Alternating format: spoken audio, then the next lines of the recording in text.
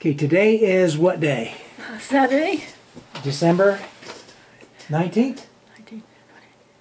20th will be Monday. So the 19th will be the 18th. 2021.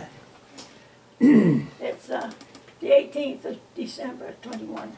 Okay, Mom, state your name and your birth date. Okay. This is Meriel Howard, and I was born July 21st, 1929. Good, good. Okay, Mom, so you've got a little while to express to your posterity some of the things that you feel most important that you can video and transfer to those who are going to be going through rough times, those who are going to be, they're going to be frustrated, they're going to be disillusioned, they're going to be strung up with all of the whims of the world, temptations, and everything else. So, share with us. The last message I got from your father was to take care of his family. So after he died, I had some insurance, and my family wanted me to have some decent insurance. I mean, some decent transportation, because I had just an old car. And so I used it to buy a car. I used a car, of course, but it was really wonderful. And I came home and sat in the driveway in it, and feeling that I had spent his death money, and suddenly I just felt his presence. And all he said was, take care of my family. It's been 20 years since then, and this is my goal. This is what I wanted to do. And I'm trying desperately to hang in there. And with having a new little baby, with a new birth date, and all the new families and the new weddings, and right now this week we're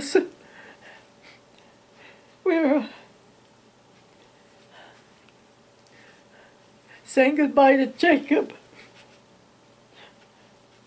and so every single one that Dad and I have, we cherish you, and we're thrilled with the birth of each, and we grieve with the death of each in mortality. But we do have faith that we'll see you. We're past with our other loved ones who've already gone beyond, and we'll be up there waiting for you with open arms. And I've got a deep, deep feeling that's been important for me to pull together all my family history and family pictures that I could. Because someday, for somebody, it's going to be important. And the one thing, the most important thing is our testimonies of the gospel of Jesus Christ.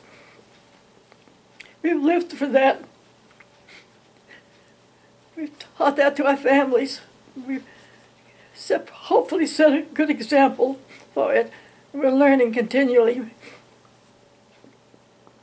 And that's all that's important. That's the most important thing, is our testimony, and to live the gospel of Jesus Christ. Without it, you know, we want to be there. We want you with us, every single one of you. We don't want to lose anybody along the way, because I think that would be a great tragedy, worse than death, because you would be dead to us. We cherish each of you. You know, that's what we live for. And I feel so sorry for people that don't understand the importance of a family. But I do know those that want a family and have not been as blessed as we are will be blessed. Will be blessed, and you will not be denied this great blessing. And so I'm not saying that we are the only ones that are going to be blessed, because we were so blessed here on earth at this time, but the Lord loves us. Every single one of us. So, Mom, let me ask you this question. So, what is your viewpoint of marriage? It's God's commandments. It's as simple as that. Well, I've been reading a book written by Sherry Dew, and she was talking about the priesthood. And she had done a lot of research in the scriptures and from the general authorities and from conference talks. Just reinforced what I already knew. To achieve the greatest happiness that the Lord has for us, we approach Him as a couple, as a man and a wife, to make a complete. It has. We're not complete without a companion. But just because we don't have been blessed with one here on this earth, as grandfather and I have been, those who are worthy will not be denied. This will happen at another time. But it's so important, because this is a way to start a family, to give the children the greatest possible opportunities to be loved and to be cherished and to be taught. Others who are not as fortunate as that can be blessed by others through love. And those who adopted in are just loved and sealed and blessed. And I have a few of those, and I love them dearly too. They're mine. I don't mind saying to them, "You're mine." And they look at me kind of strange. But because of the sealing power and for the temple work that we've done for ourselves, our posterity have been promised that they will be ours. Mom, you had mentioned a time or two that you had a very special experience when you were a little girl. It's something I'll never forget, because I had no clue any such thing could happen.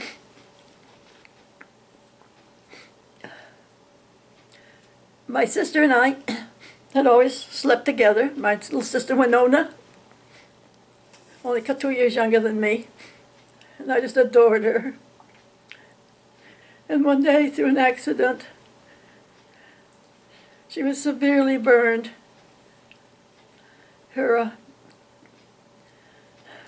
We had a huge fireplace which heated our home, and we children, as little children, would dress and undress in front of the fireplace. And one day, the flame jumped out of the fire onto her nightgown and burned her severely. And she was in the hospital for many, many, many months.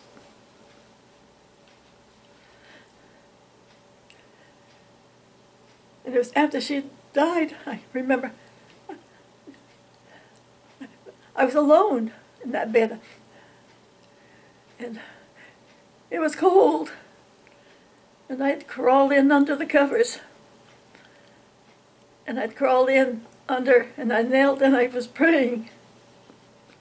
And suddenly, I was not alone.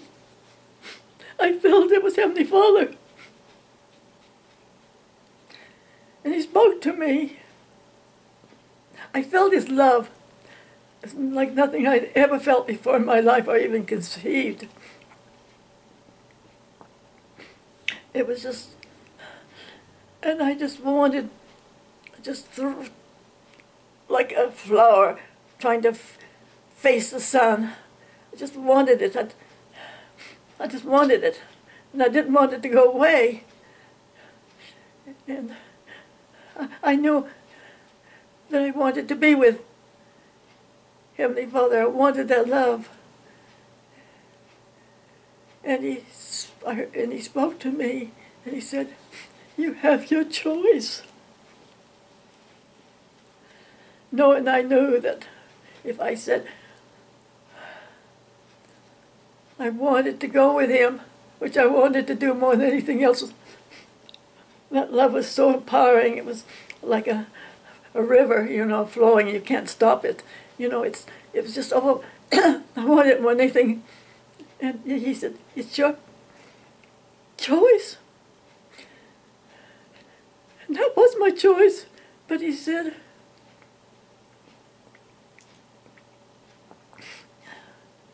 "It's your choice." But he said, and I said, "Well, what would you rather I did?" Because I was in no mood to make a choice. But I said, "What do you want me to do? Which is the best choice?" And he said, "To stay." He said, "You'd be blessed." He said, I can't remember his exact words tonight, but he said, "This will be the better choice." He said,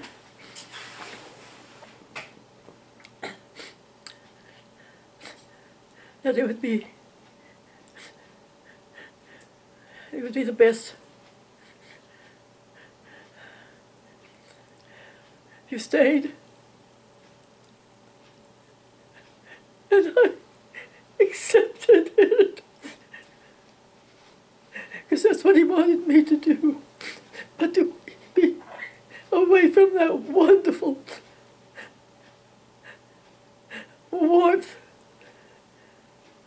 spirit that I felt. And I cried. I cried myself to sleep. And I never, ever forgot that. And that has been the strength of my life. Because I know Heavenly Father lives. I know this might have been Jesus. I've thought so many times, maybe it wasn't Heavenly Father, maybe it was Jesus, but it doesn't matter. It doesn't matter. I felt that love. I felt he was holding me in his arms, comforting me, encouraging me. And I've thought since that if I had have died, I think I would have destroyed my mother. I think I would have destroyed her.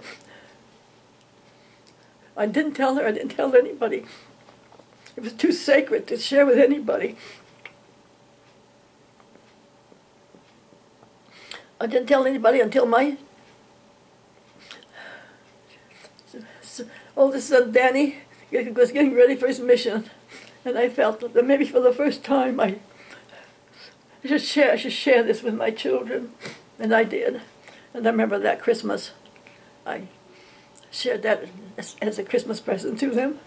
And some of them may have a copy of that, my testimony. And and my mother said, "Well, why didn't you tell me?" But I couldn't. It was just too sacred, just absolutely too sacred. It took me all those years. But it was the focus, the strength of my life. I knew that I had a Heavenly Father. And I knew he had loved me. And I knew that I could have gone. And I thought maybe sometimes these little ones that suddenly go, maybe because it was their choice.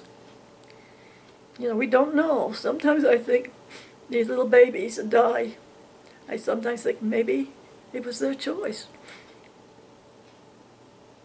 Because I know, without a doubt, that I could have gone.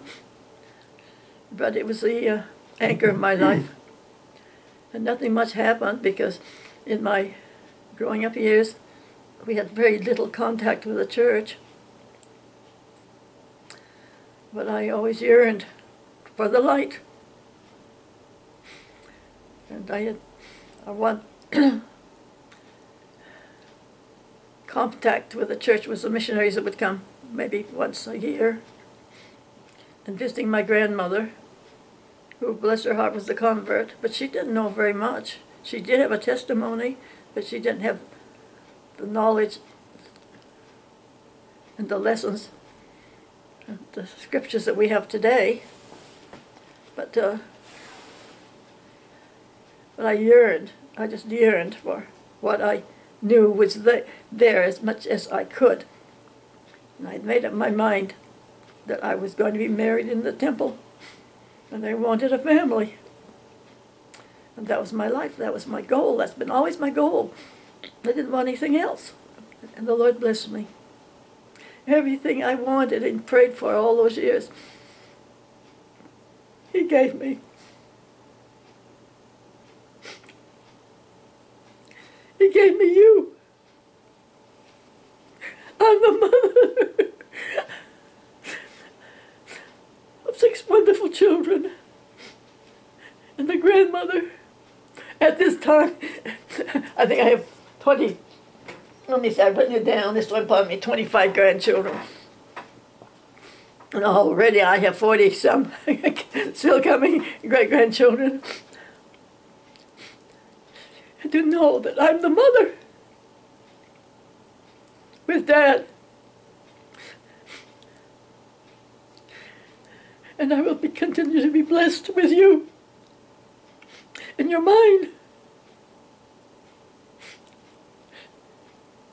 for eternity. I've been so blessed.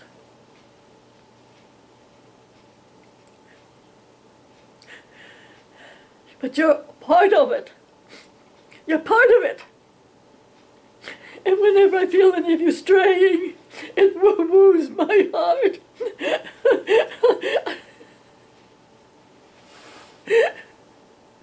It breaks my heart to feel that I may lose any one of you. And I think that's the way Heavenly Father must feel when any of you begin to stray. I prayed mighty for my children. I prayed mighty. And I'm being blessed. I don't want to lose any of you. And all I can say is stay in the straight and narrow. Continue to hang on to the iron rod. Study the scriptures. Pray. And don't deny yourself of the blessings of a family. And you who may not be so blessed in this life will be blessed. And it will be fine for you in the future if you will just live for it. If you just live for it. Don't deny yourself of these blessings. Because in denying yourself, you're denying me. You're denying grandfather. And I always felt bad that my father never joined the church. He never showed any interest in my mother. Was weak. She had a testimony, but she wasn't that strong at that time. But in putting together my history, putting together my family, this last year when I spent a whole year pulling together all the pictures that my mother had taken of our family.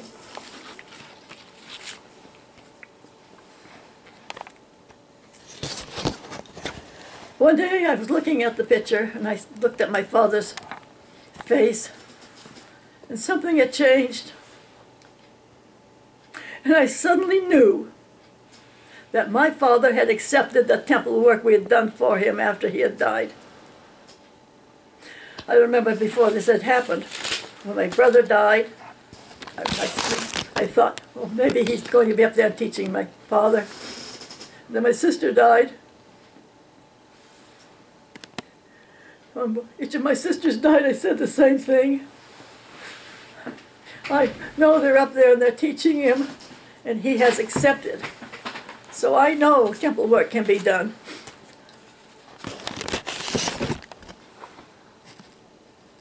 And so I know that the Lord's giving us, each of us, every possible chance. Because he doesn't want to lose us either. If I feel as strong about my posterity, and think how he must feel, because we're his posterity too. And I believe, and he said in the scriptures, that losing any one of his children is as painful to him as it would be for me or more. Now this dear, sweet little grandson has just died. We haven't lost him. Oh no, not Jacob. He's on a mission up there. He was so ready. He's up there, helping to teach, prepare those who passed on before us, teaching them so they can accept the temple work that we do. All I ask is to believe. Believe. Don't deny yourself of the blessings that is in store for you as well as for me. I've accepted. I want and I yearn. Here I am at 92. Never dreamed I'd live this long, but I have. I love my family. But you know, I'll be soon united with your dad. And we'll be complete again.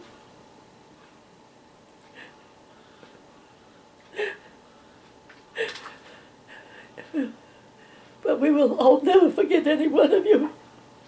You'll always be there for us because you're a part of us. You're as much part of us as every living cell in our bodies. You're a part of us. And we're a part of those who've gone before us.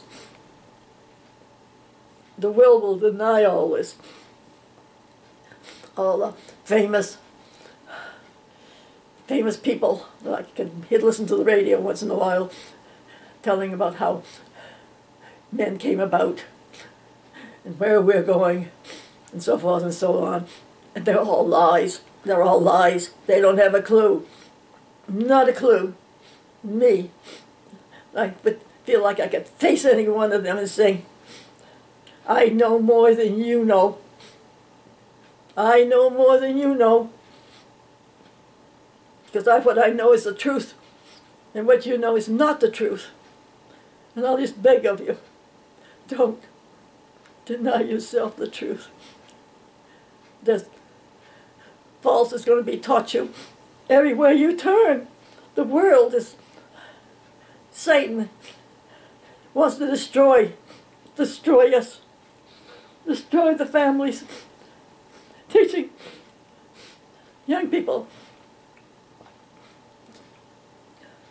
teaching them all the things that they shouldn't do. The chastity is old-fashioned.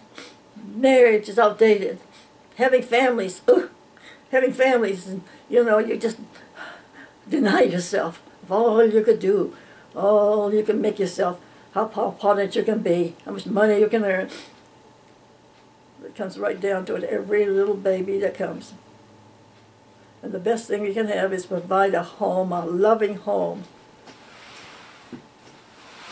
for each little one that comes is so precious. It comes right directly from heaven. And oh, when they die, how we miss them. How they, you don't know how wonderful they are until they get here. And then they can become so precious. Each baby that comes, we learn to love that person, that little person, so much they become more important to us than our own lives. Every parent that's a real parent would give their lives instantly to save the life of their beloved of their children. Families are the most important of all, and that's God. That's God's creation. That's part of eternity. What more can I say? You know, there's going to be those who don't know your past, don't know your struggles. They're going to say, "Oh, that generation had it easy," and they're that what they're going through now is so much different. You could never relate to them. So I'd like you maybe just to share maybe some of the times you grew up in and some of the struggles, not only in the times you grew up in, but your own personal life, your family struggles, your community struggles, your national struggles. Because I think these young people don't understand that, you know, for some reason, a lot of these young people think that, oh, you had some wars, but, you know, it wasn't personal to you. So I'd like you to just kind of put it into an understanding manner that, you know, you've lived a full life with all of the struggles and the temptations and, you know. There's something I want to stress. I have felt it's so important to stress. Grandfather Tom was a very quiet man. A very quiet man. But I want to stress what an important man he really was. He was a man that lived the gospel. He was a man that honored his priesthood. He grew up. Well, we didn't know then, but we've learned since that he was adopted. But he was loved by the family that adopted him. He was a great blessing to them. And I remember his mother, Lottie, before he died, said that how much she loved him. And of all her children, he was the one that was at her bedside when she died. He was the one that grieved the most. He was the one served her. And she'd hold his hand and she'd quote that poem about the mother who said which child loved her the most. It was the one that served her, and that was Tom. That's why I have this home I'm living in. It's hers was hers. Oh my, the story. Let me just tell you the story of this home. Mother Howard was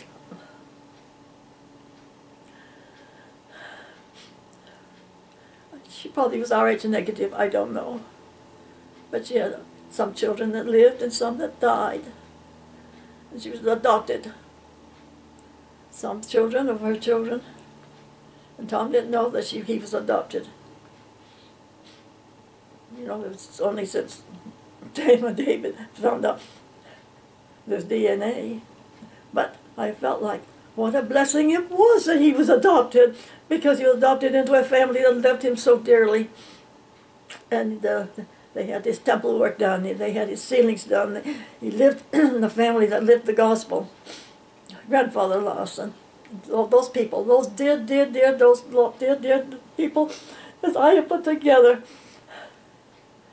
as much of their history and pictures as was possible, which probably nobody else has ever done. It's the first book I put together. The Larsons, the dear little Swedish people coming over here with nothing. How hard they worked. And Mother Lottie tells how her mother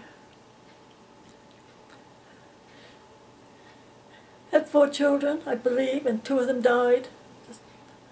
Just as little. So many children died. How hard it was, how hard they worked. They were so humble and so sweet and so dear. They loved their children. They loved the gospel. They had testimonies. Tom grew up in a good family. He was so blessed. He was so blessed. And Lottie, bless her heart, that was Tom's mother.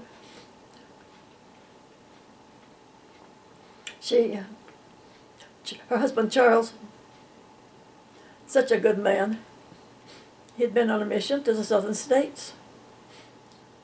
And I've been able to put together some of the pictures, a little bit more of his history. What a good man he was. How he loved the Lord, and he loved his family. But he died. His heart failure, and Tom was the son that was with him when he died. But So where did he die at? you say, what did he die of? No, you said his heart gave out. Well, But it wasn't here. Lottie got the house after? yes, after he died. She was a widow, but she had these sons and a daughter. And the sons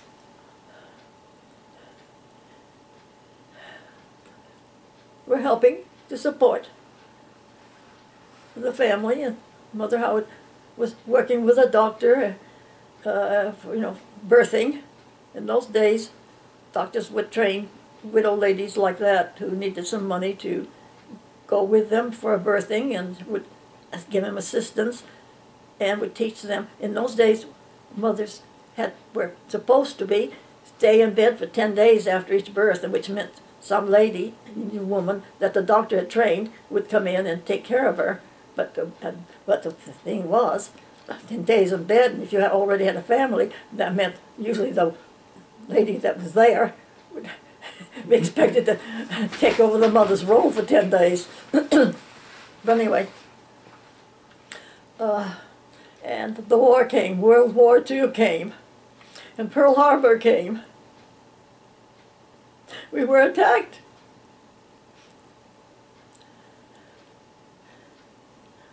And his sons all marched off to enlist. It was their patriotic duty. It never occurred to them not to. That was the sacrifice they all intended. That's all. They went off.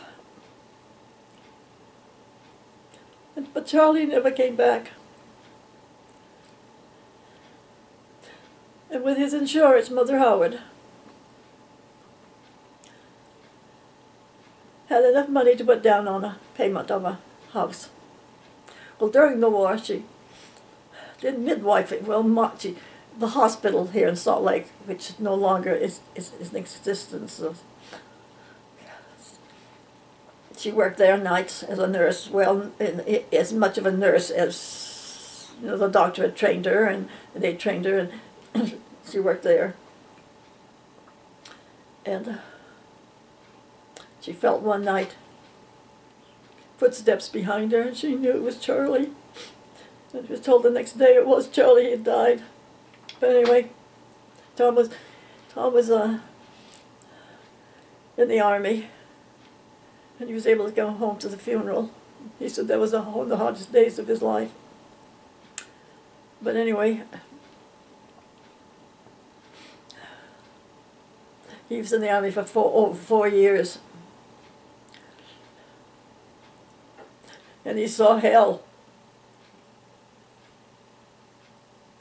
He saw things. He was there for his country. He believed. He had faith. So when Mother Howard bought the house, Tom was his money sent home to her as his dependent. And so when she bought the house, it was in her name and Tom's name. Carl, the oldest boy, was living with his mother at that time. That was Carl, and he had been injured, much younger. So he was, the draft wouldn't take him. I mean, he couldn't enlist because of his health. So he's living with his mother, and he had a daughter, Joyce, that was living with them too. Mother Howard had raised also a granddaughter, Joyce, Carl's daughter. The most sweet, darling girl, and I learned to love her dearly. She was like a sister to me. Now, where's Joyce's mother? She left. She was young, married very young. I just wasn't prepared for the responsibility of motherhood, I guess. She just up and left one night. Carl said he woke up, found the baby almost blue, the wife gone. And he took the baby, wrapped her up, and took the baby home to his mother, who warmed olive oil and rubbed all the oil into that little body. It was already blue, and saved the baby's life. Joyce, she raised Joyce. And she was raised in a family as if she was the youngest, with all her uncles and aunts. And we all had one aunt. She was raised. And they loved her dearly. She was such a happy, beautiful child. Grew up and had a lovely family. So how long did Carl stay here?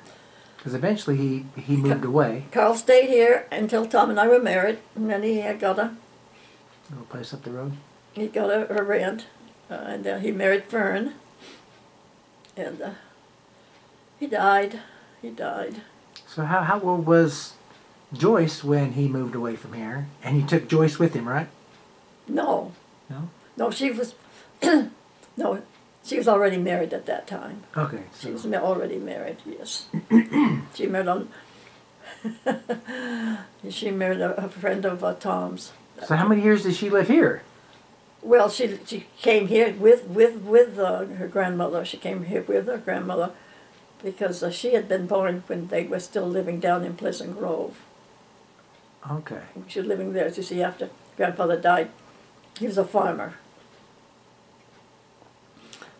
But So he died in Pleasant Grove. yes. She stayed down there for... Well, until the war came, until all her sons left.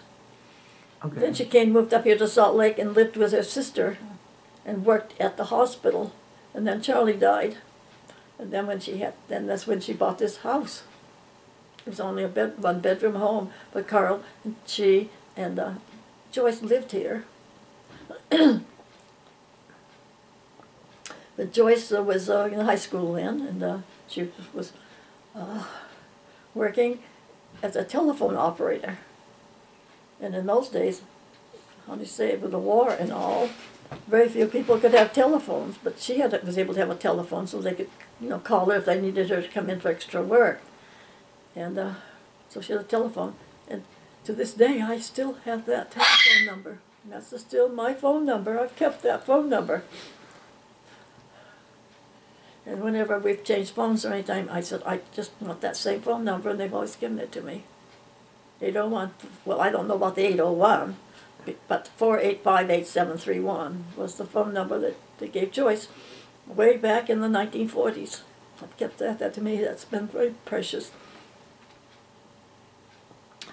And so as they lived here, and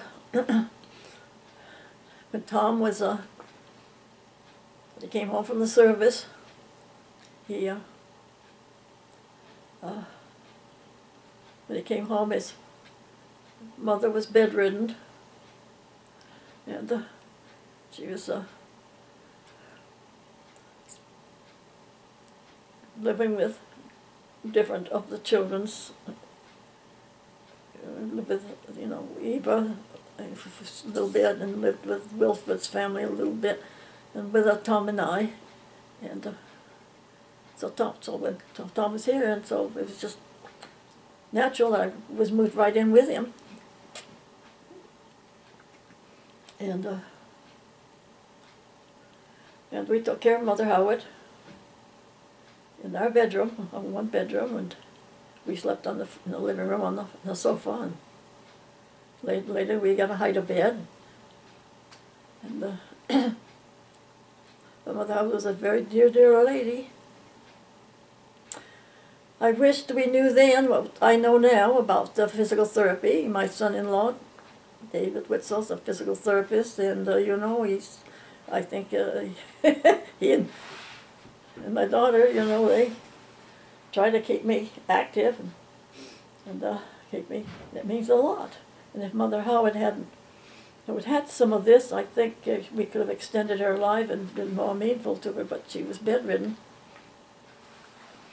and So where were you during the war? I was just a teenager, and it didn't affect me very much. So you were in Maine. Mm-hmm. And your brothers were too young to go to World War II. Yes, and my father already had a big You probably family. had some uncles that were old enough. Yes, many of my uncles went. Oh, yes. Yep. Yes. Did they all come back in one piece? Well, somewhat. So name your uncles that went, and what branch of service were they in? Well, let me see. Who was the first one? Maybe my Uncle Walter, but he already had a little family, but he went.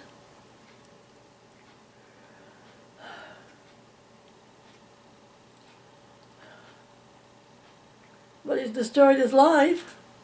He became an alcoholic. From what he did, he was on one of those islands, and what he did and what he saw. The men couldn't live with it. They even learned how to do their own brew of this stuff while they were right there. So when he came home, he continued. He became an alcoholic, and it kind of messed up his life and the lives of his children. But bless their hearts, you know, they've struggled through. And some of them have stayed very active and have had good families. So who were his children? Well, they're all back in Maine, and I hardly know them anymore. They've all grown up. Families are home. Yeah. So he stayed in Maine. Yeah. And then let me see, my uncle. My Uncle Willard was the oldest. Well, one of the older ones. Edmund was too old. He had a family, but he worked at the shipyard in Portland that made these big warships. So he didn't go off overseas, but he stayed. And he's an electrician. He stayed put. Okay. Yes, and he worked there. In fact, my father went down and worked at the Portland shipyard too. He was a carpenter. He's a very skilled carpenter, and he worked there during the war. And my uncle Edwin did too. Now, Uncle Willard had stayed out and had his own farm, kind of. But he was too old to be enlisted. But he joined the National Guard. And I found out later that his job was as an instructor there, as one of the teachers. That's where he spent his war years. He felt like that was his contribution. And then there was Uncle Melton. He was an electrician, and he was working at the shipyard. And they didn't want to let him go because he was so good and they needed him. But he said he couldn't even walk down the street without people making fun of him because he wasn't in uniform. So he joined the Seabees, which is, I think it's part of the Navy. Anyway, they built the Air Force bases, the bases on the island. And the runways and that. Yes, yes. They had the heavy equipment. They Yeah. cleared the jungles. Mhm. They laid out the tarmacs. Very, very important. Yes. Anyway, they found out afterwards, after the war was over, somebody in the family was telling me they heard Uncle Walter and Uncle Melton talking together and found out they'd both been on the same island at the same time. They didn't know it. One was working at, building the air base, and the other one was doing what he had to do. He was a Marine. And what those war years were, well, the way it affected me was they changed the time for us at an hour earlier in the winter time. And so we would have to get up, get ready, and go walk to school in the dark. And I remember the plows weren't plowing the roads in Maine, and it was almost impossible to walk to school on the roads. They were all rutted and wet. Oh, it was horrible to get to school and back in the morning, especially because it was dark. Anyway, we also we had watchtowers where we were watching for the planes and recorded every plane that flew over because we were fearful that we might be bombed. Everything was rationed. I remember needing a pair of shoes desperately, and the only ones I could buy was some that had wooden bottoms. And I fell down a flight of stairs with them because they didn't have that grip. At the time they were kind of stylish, you know, but anyway, we had rationing, and it was hard to get a lot of things that families would gather together. If somebody in the family would, you know, need something, so usually they could get enough stamps together to, you know, keep families fed Now, when you say stamps, what do you mean by stamps? well, you had to buy them. Well, oh, it's no, we were given a book with a lot of stamps on it. I can't remember what they looked like now, and which would mean so much.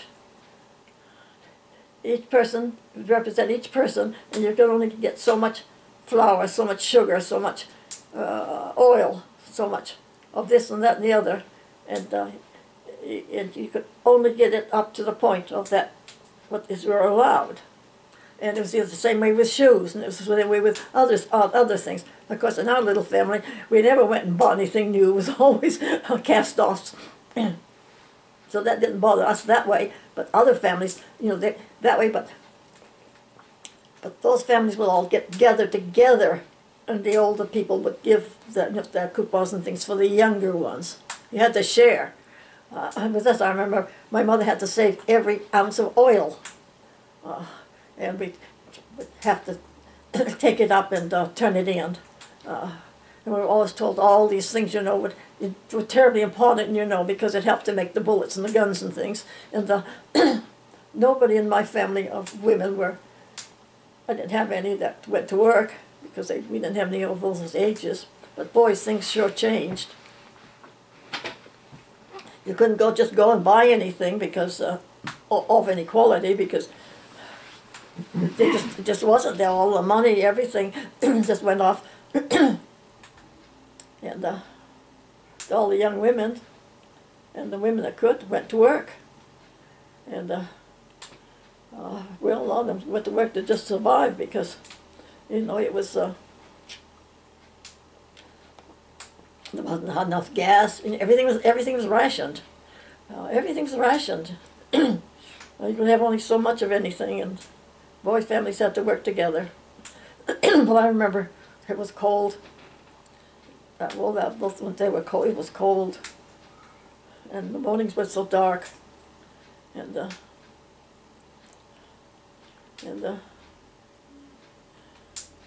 but he survived. I remember one thing. We couldn't get butter, so they sold margarine.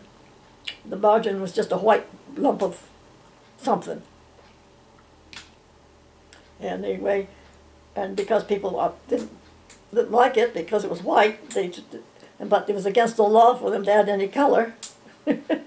So they just sent a capsule of a yellow dye, which you could pour on it. Like a food coloring. Food coloring, and you know, mix it in. Mix it in. Now you can't even buy it now. It's but it had to be a substitute. And I remember my mother trying to make a pie without any oil, without any fat or any grease, and now we have shortening and things, that you can. So was this back when the news clips about the war and the things of the world, that was at the local theater, wasn't it? Yes. What one thing we children were blessed with, but we had to earn our own money, but it only cost about 10 cents a piece. But in those days, that was a lot of money. We'd go to the movies, and the first part was the movie about what was going on, the war, and it was all in black and white, and all nothing like the movies we have nowadays. It was the actual war films, but it was all in black and white, and and quivery, and it was the early type of movie or film that was being took. And sometimes you can even see it today when they go back into history, once in a while, and they'll show a scene of something that had happened, and it was all black and white and quivery. And oh yes, we would see that would be that was we'd always see that. They'd have to show some of the films that you were here. I don't know if you remember. You were here. What was that? There was a cartoonist that had made a picture. It just showed eyes and a big nose of a guy looking over a fence or something like that. And it says, "You're here." And they became famous. And all the soldiers, everywhere they went, you would see this. I was here. Anyway, it was a kind of a. Well, I remember seeing there was one with the soldiers. They would say, Kilroy was here. Yeah, that was one of them. And the songs, all the songs. In fact, I have copies of them. They had the old bands. Oh, they're all war songs, and these bands went over over to England also, and flying from England across the Channel, the plane went down, and but those old band songs, and the war songs were so beautiful. Nowadays, the music is so, it just don't have any heart. Those I'm telling you, the music, oh my, it really got us through. Anyway, and we picked, it gave us, a feeling of patriotism. People were patriotic in those days. Never knew, they were patriotic. They did all this because it was, we were sacrificing. We were sacrificing for the war. And we children would buy war bonds. They sell war bonds to help raise the money for bullets. And for every, I don't know, I can't remember, was it every $1? Or we could buy we'd go to the post office and we could buy a stamp. And then they'd give us a book. And we put these stamps in our book. And when the book was filled, it would be worth, the government would reimburse us with it later for about $25 or something like that. So did you actually, was it like you paid $25, got $25 worth of stamps? Would they reimburse you dollar for dollar, or was it down the road it earned interest? Well, we didn't know anything about interest in those days. Nobody knew anything. We were buying the stamps by the bullets. Mm-hmm. But the thing was, we children really did help. Oh, I'm telling you, we would really break our necks. Those buying those. Oh, we were helping. It was a war effort. This is like nowadays. They're talking about you must get shot. For because they don't share this. Mm-hmm. This what do you call it? the COVID. Yeah. The vaccine. Yeah. Well, they used the same kind of propaganda. How important it was for the war bonds, and people would get out there and selling war bonds, and the famous people would, they would sing, patriotic songs, and we'd buy war bonds. But people that had the money, would buy the bonds, but the rest of us would buy it, $1 at a time. Well, We had a whole stack of them. We children, we worked hard. We were helping to buy bullets. And that's the money that I used to come to Salt Lake. It was with those, when I cashed in those bonds. So what were some of the means you did to earn money when you were younger? Well, at that time, in the summer, I worked for a couple of elderly ladies. When you say that summer, how old were you about then? I was still in high school, but it was during the summer, and I did, worked, well, I only earned about $5 a week, but anyway, I earned that money, and well, I'm more of a companion to these old ladies. Apparently they had this, well, one of them was a widow, and the other apparently never married. I'm not sure, but they lived together. And their children, how do you say, during the summer they could live in this lovely home that they had, but they had to have somebody there with them. And then in the winter, then they had to then live with one of their daughters. So that summer I lived there, and they were good to me, but I had my own bedroom. The first time in my life I had a bedroom all by myself. And, oh my, I remember they had a chamber pot with a cover on it under my bed. And it was the first time we ever had anything as glamorous as that. So there was no such thing as, was there indoor plumbing at that point? They did have it there. So for people who had some money, there was indoor plumbing? Yes, but the bathroom was downstairs, and I was upstairs in the bedroom upstairs, but there were chamber pots, but were the popular thing they did. But of course, people like us didn't. We had the old outhouse, but we didn't have beautiful, beautiful chamber pots that you see now would be heirlooms. And I was quite impressed with my chamber pot. Anyway. So explain to this younger generation what a chamber pot was and how did you kind of manage the chamber pot? Well, you can find them in the museums nowadays. Well, it's probably quite similar to a lot of pots that you have for potted plants, Okay. except it would have a little handle on it, and it would have a little cover to it too. These, like living in the way these people of the upper class lived. Okay. Anyway, and so you keep it under the bed or in the closet, and then when you used it, the people would use it, and then the next day they would have servants to come and take care of them, And, Okay, so for the younger generation, you pooped and peed in these chamber pots. Yes, and of course I would have to take. Now, it would be usually during the night where you didn't want to go outside. Yes. Okay. Of course, I would have to take my own chamber pot down to the bathroom.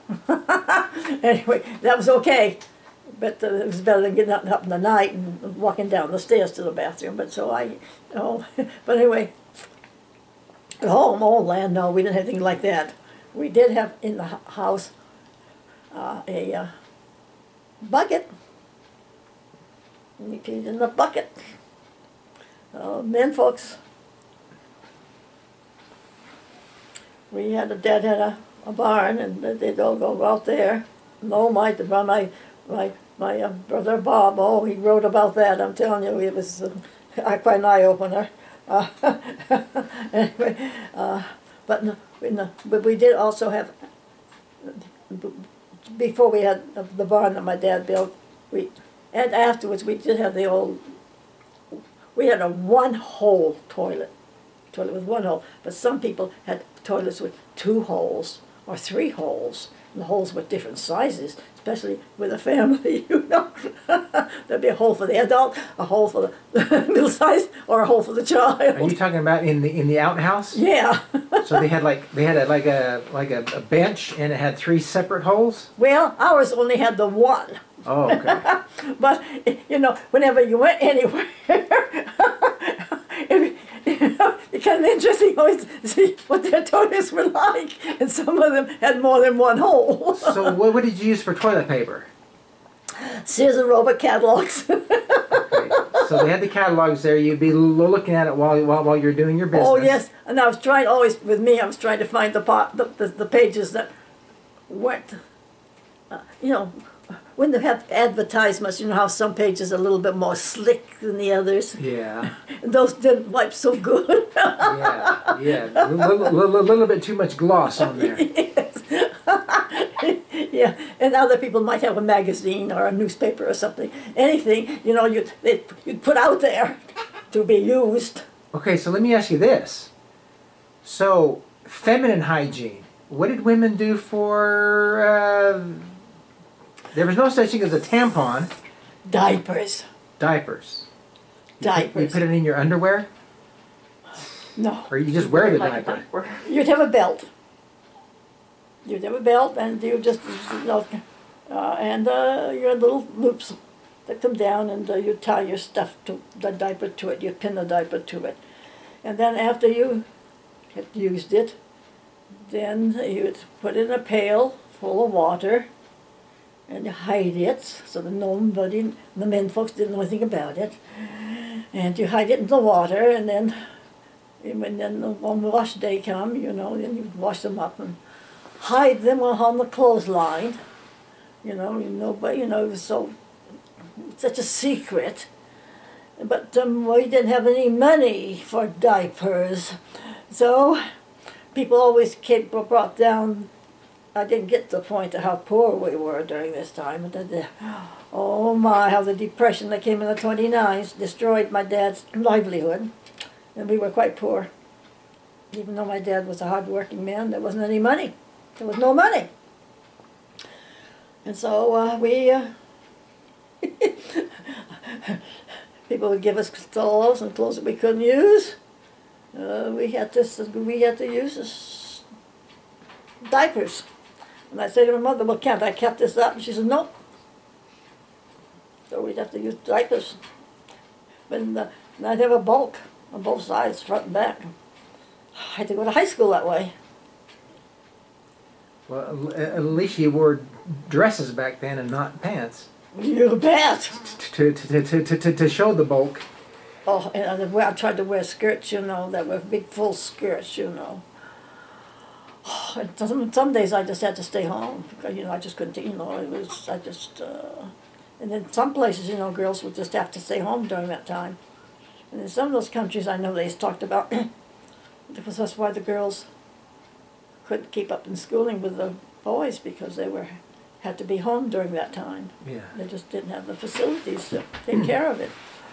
Because anyway. So was there much talk, or was it available back then? Abortions? I never heard of any such thing. Okay. I never did. Oh no. But anyway, I remember when I got a little older and I started earning a little money, and that's when Kotex just barely came out.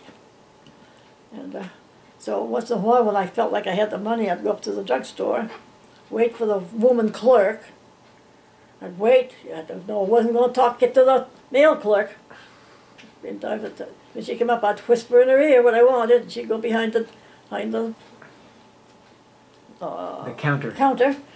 And bring me out this box. It was all covered in brown paper, you know. It was all secret, huh? Oh, yes. Oh, I felt so luxurious. Oh, I felt so luxurious. Oh, that was wonderful. Oh, dear. So tell us about your dental experience. You're the local dentist. Did you guys go for regular cleanings, or did you only go when you had a toothache? No, oh, you didn't go at all if you could help it. But I had one tooth that got cracked and got bad. But my mother wasn't going to go and he wasn't going to pay for having it filled. So we had to have it pulled. You didn't mess around with that dentist. All he wants is your money. So did anybody in the family have to have major surgery where did they had anesthesia back then? They could put you to sleep, at least the gas, right? No, the only one was when my sister Winona was so severely burned. She was down in the hospital in Portland for about 3 months. And they had her under lights. She had to lay there with a heat light lamp on her, you know, and so that the burns would heal. But I remember at one time when the scabs formed, they found that there was infection there, and they had to remove them. So then they had to reform again. She had terrible scars on her backs of her legs and on her little buttocks and on the upper parts of her arms. And so back then, of course. But my mother had no way of getting down there. She had no way of getting there. It was Portland was a long ways off, but you look on the map, and nowadays you probably could get there in a couple of hours by car. But Dad only had his old truck, and he used that to get it to work. And once in a while, my mother would be able to get a ride with somebody going down. So how long was Portland from there? We're talking an hour, 2 hours? Well, we'd go by bus. It would take, I don't know, it took quite a while. Yeah. But it cost money. And once in a while my mother would be able to get down there, but then she had 5 children at home to take care of. She'd get down there as often as she could. And I remember I don't think I ever got down there, but we'd write postcards and send them out as almost daily. My mother would send postcards, and we'd draw pictures on them and little messages on the cards and things, and send them down to her. So what was the grocery stores like that you went to? Were they like little stores? We had the big supermarkets here. And I know. Well, let me tell you, you didn't touch a thing. The clerk did all the touching of everything. Everything was behind the counter. And you just tell them what you wanted, and they would go and... you see, Dad never gave Mama the money. And so they made arrangements so that Mother would send a note up with us children. And the lady at the store would write, she had a little book of receipts, and she'd write down everything that was on our list, and go and pull it out and set it in front, and bag it up and send home this list. And then when my dad got paid, he'd go in and pay it up. But it seemed like it was awful big money by that time. And he would begin to, how much money, how expensive Mildred was. Oh, how much, well, she was feeding 6 kids. Anyway, and of course they would agree with him. They would agree with him, and then he'd come home and scream at my mother for being so extravagant. But every single thing that we children had to lug home in sacks that often broke on the way home. And all the stories we told about that. Did you guys have wagons to carry it with, or no. What did you have? Well, we had bicycles. I don't remember going up with a cart. Often we would go up on the way home from school. Now, did most of these bicycles have any kind of a luggage rack on the side or anything? No. No, and they would. Oh well, all of us went through it. Now this was before paved roads. Everything was dirt roads, right? Well, part down where we lived it was, but uptown it was. They had some tarred roads. Tar. And sometimes we were able to get home okay with the sacks, but sometimes they got awful heavy.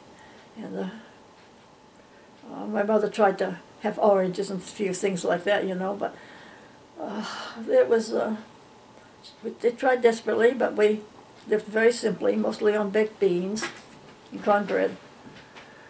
Baked beans and cornbread, and they were in the cast iron skillets. Yeah. Oh yes, definitely. Yeah. So, what was your stoves and your ovens like back then? Oh, Mother was so proud of her stove, her big black stove. She loved that. Was our pride and joy. So, what was the fuel to this stove? Wood. Okay, you had to build a fire. Oh, yeah. They had a nice oven. When we girls, we would wash our hair. Boy, we had to sit in front of that oven with our heads practically in the oven till our hair dried before she was sure we were going to catch our death with wet hair. You know, even after I was married, after, I remember one time, it was Christmas and Tom wanted to they had a Christmas party for Tom worked, when he was working at the ironworks. And maybe I might remember this about, she was a baby. I didn't go. I never went because I always had babies and I didn't really want to go. Yeah. And so I've always found an excuse not to, but he wanted to take the children. So he wanted to take Danny and Terry. But I hadn't washed their heads because I didn't want them to get cold. And he says, I'm not taking me with those dirty hands. He went in and washed both their hands and he took them. Well, I didn't dare argue with him, but I was sure.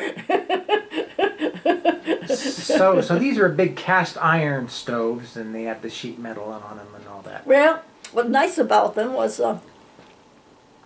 they had and on the end of it, there was a big place where you could put water in the water, heat the water up. This is the only place you would get hot water or even warm water.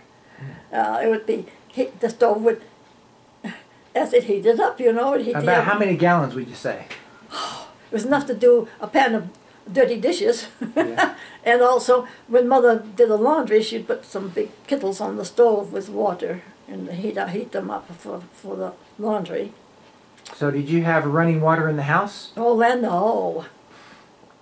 For the first years, we had to get water from the ice house, which was up around the corner. We'd have wagons, but then we got the well. Dad dug a well, and then we had a little pump put in the basement. There was pump water there, and we'd pump it up to of the wooden sink that Dad had made, and we had a pump. We had to pump, but we had to pour water into the pump to get it going. You would have to pump it and pour water in and pump it up so the water would. Mm-hmm.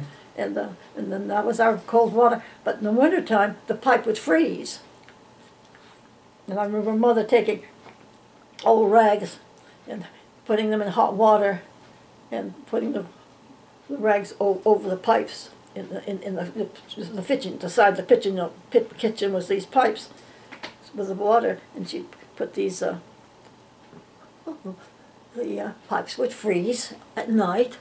So would the house get that cold at night? Honey. Like it would get just as cold as it is outside? The pea in the pot would freeze.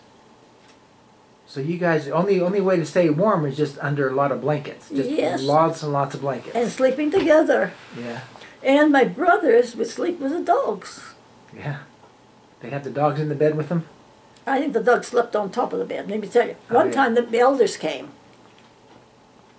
And they missed the bus going back. So Mother said they could stay overnight, so she took one of the children's beds, one of the boys' beds, It's really only made for one person, but the boys, were a little small, and they two of them, and Bob, I think it was probably Bob's and Roy's bed. And I don't know where they slept. But anyway, and put it down in the kitchen. And this is where the elders slept. Well, in the morning, I remember hearing a little conversation. How they weren't used to having with dogs sleeping on them. It was quite an experience for them. They had something to write home about, huh? But it was not only for the dogs were cold. Yeah. The dogs were cold too. So the idea was, your dad would get up in the morning, light the stove, and the stove was the means of heat, right? And was it the fireplace and the stove he would? Well, we always at first would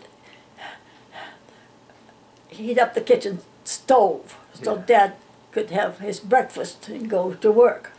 And then by the time we children got up, there would be a fire in the fireplace, and we children would have to stand in front of the fireplace to dress.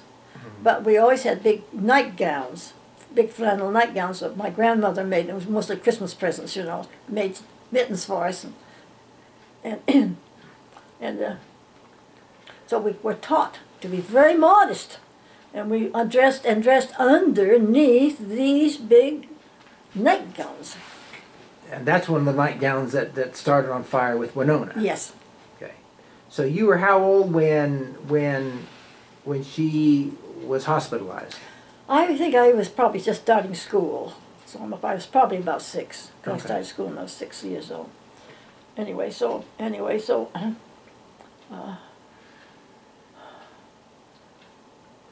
it was So medicines back then, was it dispensed at the regular five and dime store, or just the regular old store? They did have a pharmacy, but they were also there that was selling Snake oil and everything else there, wasn't it? Yeah.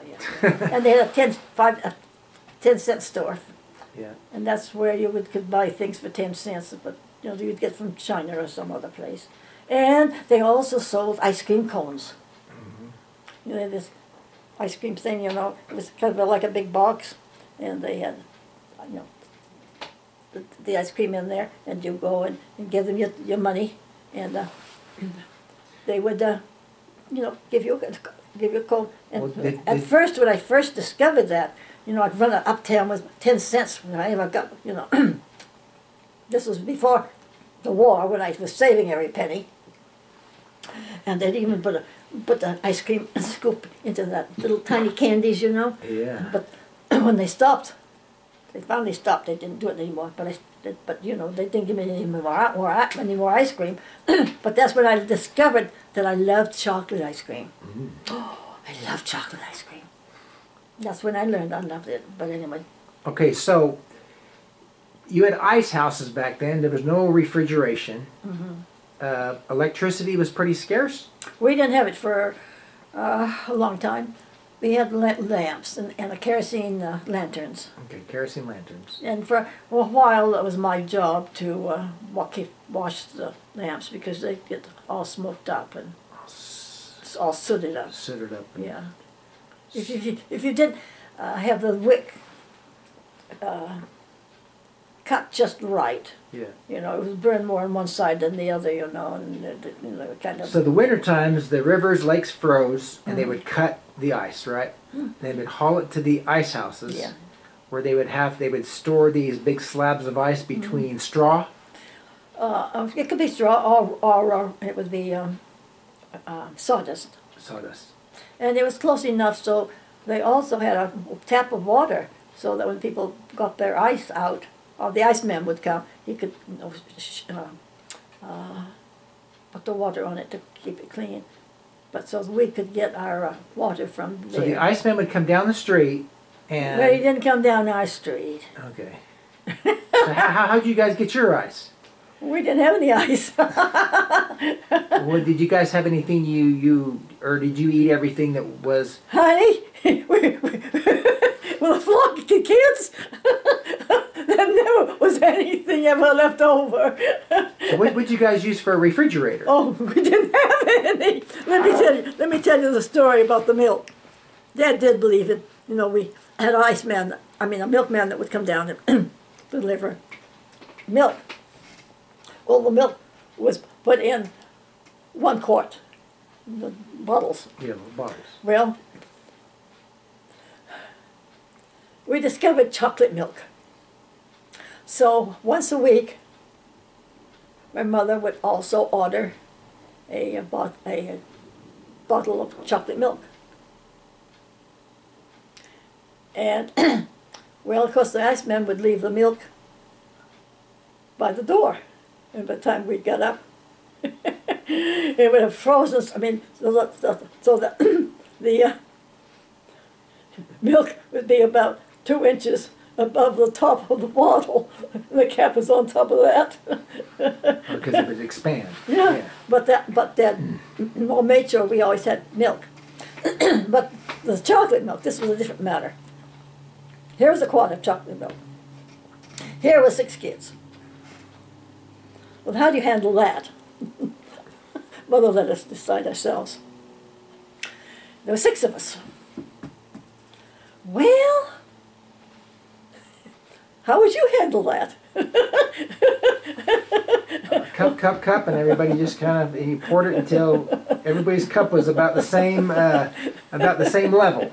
Well, that worked pretty good. But when you just dividing it up, boy, I'm telling you, all eyes were on every single drop. Nobody was any. But then you know, then my brothers began to say, well,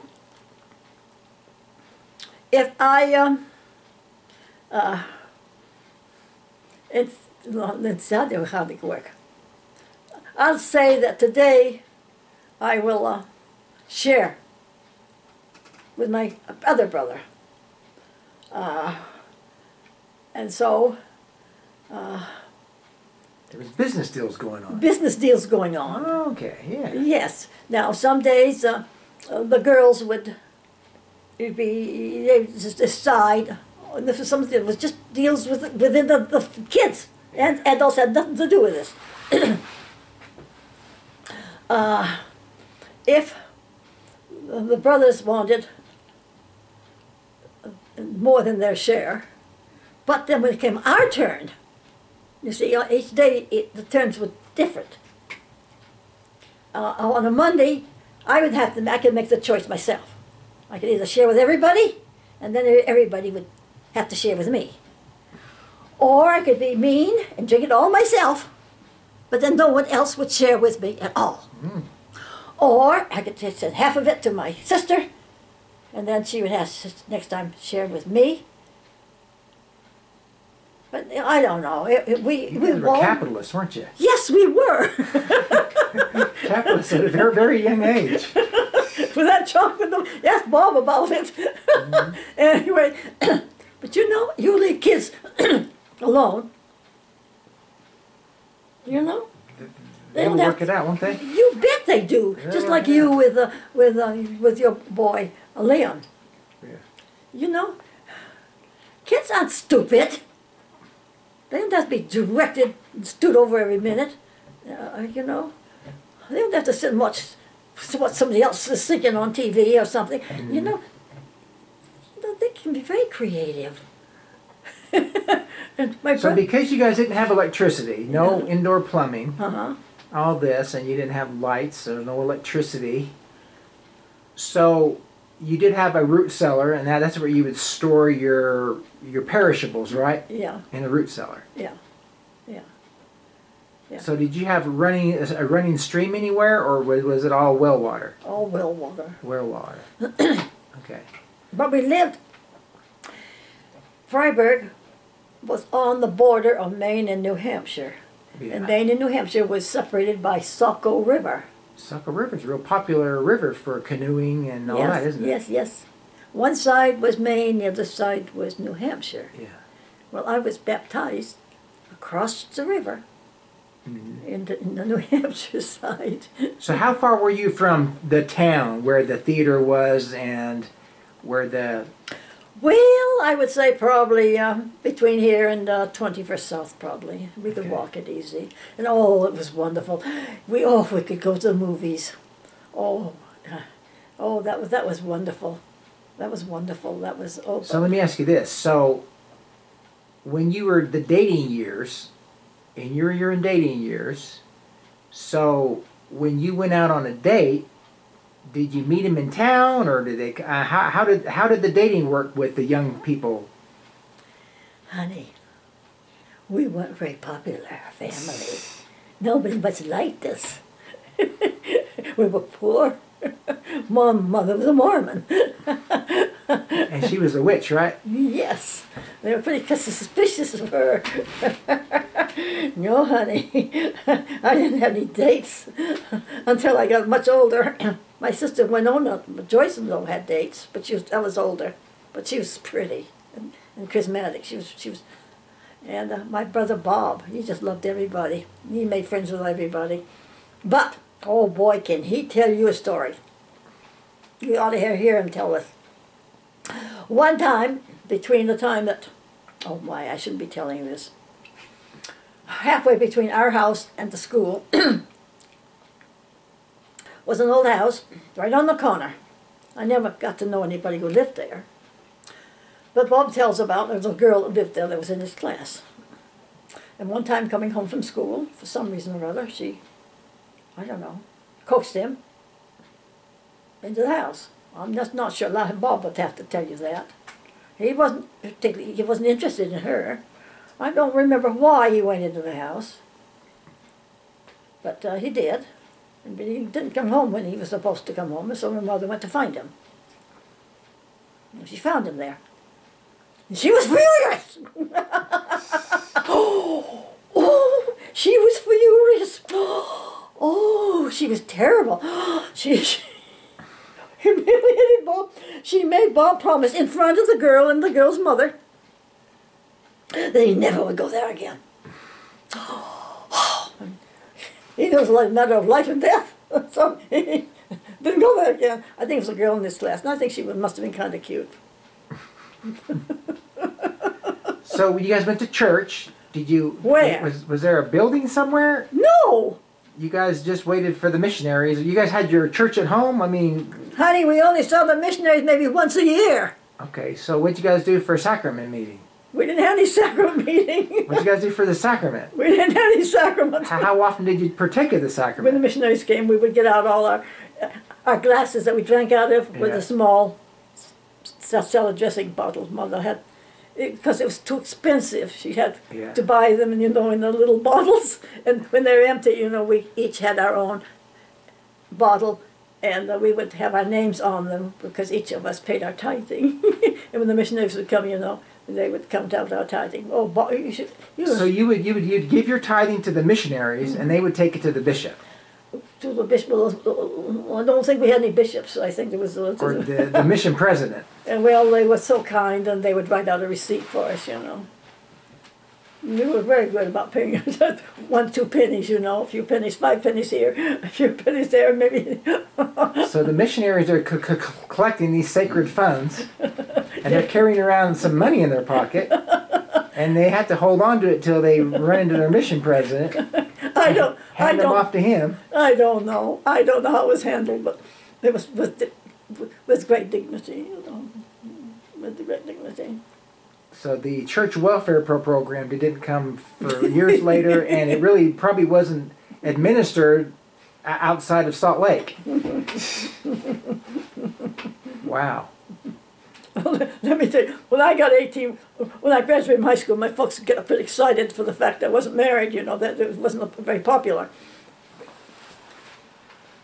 for me to be unmarried. The dad got pretty excited about it. Well, my mother said, oh, she'd be so embarrassed to have no, what you call that? Well, an unmarried daughter was considered an old maid. An old maid. Oh yes. I argued back. I didn't care.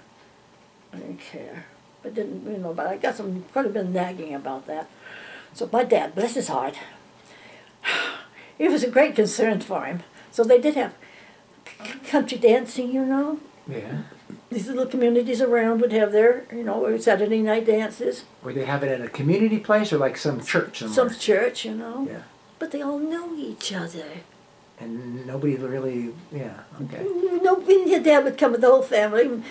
He'd dance with me. He tried to teach me to dance, and I'm not. I've never danced in my life. He danced me around the floor a couple of times just to show me off. Nobody come and dance with me, of course not. You think the girls would allow the boys to come and dance with that strange girl? Besides, I don't imagine I looked all that good to them anyway. So your clothes, your wardrobe. I'll tell you, I really didn't know what was all really going on until I came to Salt Lake. Do you think the girls in the wards, what do you think they thought of a girl that didn't know the difference between summer clothes and winter clothes? Just what I had. So you were just some hick, some country bumpkin, right? Yeah. Even when you came to Salt Lake. Yeah. So when you came to Salt Lake, you became educated, right? Yeah, slowly. I didn't think I belonged finally until Tom and I were married and moved here. Then we were accepted as a couple, and from that time on, I belonged to a ward. Before that, so wherever I, So not one of your brothers married while they were in Maine. Oh no, well they got them out here before that, or they wouldn't have come. So was it her idea to get everybody to Salt Lake? Oh yes. That was her dream, her Yes, goal, get yes. everybody out here. Yeah. And your mom and dad were divorced at the time, so... They weren't divorced at the time. Well... So what was her ultimatum? I'm going to Salt Lake. If you want to come, come. If you don't, stay here? They were divorced. They got divorced after I left. Okay. Yeah, they got divorced. Well, it was always Mother's dream to come. Mm. And my Grandma Lane, after she and Grandpa Lane were members, it was their dream to come. And Grandpa they wanted to buy a farm on the Snake River. That's all I know. But the people who were going to buy Grandpa Lane's farm decided not to buy it because there's a little cemetery down in the pasture. The original family, the Whites, I think it was called the White Farm, their little graveyard was down there. I remember once going down and seeing it, and it had a little fence around it, and they had little tombstones. And so the Grandpa, they never left. They never left. But they always, Grandpa didn't mind. It was my grandmother that was the one that was a convert. Grandpa did join the church later when his sons were baptized. But I remember one time when visiting Grandpa Lane, and the missionaries were there, and we had kind of a little cottage meeting, and I remember them asking some questions, and I remember them asking some question about the church, so I did happen to know. And Grandpa didn't know that. I was so surprised that Grandpa didn't know these things. But anyway,